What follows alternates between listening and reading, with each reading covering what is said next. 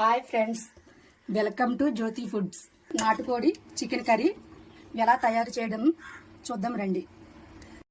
ముందుగా ఆయిల్ పోసుకొని దాల్చిన చెక్క, యాలకులు, పలావాకు వేసుకోవాలి. తర్వాత కొంచెం ఉల్లిపాయలు, కొంచెం పచ్చిమిరపకాయలు వేగనివ్వాలి. నాటుకోడి మాంసం గట్టిగా ఉంటుంది కాబట్టి కొంచెం పెరుగు, కొంచెం ఆయిల్, కొంచెం సాల్ట్, పసుపు వేసుకొని కలిపి కొంచెం సేపు బాయిల్ చేసుకున్నాను. కొంచెం పసుపు, తగినంత ఉప్పు. ఉల్లిపాయలు బాగా వేగిన తర్వాత చికెన్ ముక్కలు వేసుకోవాలి.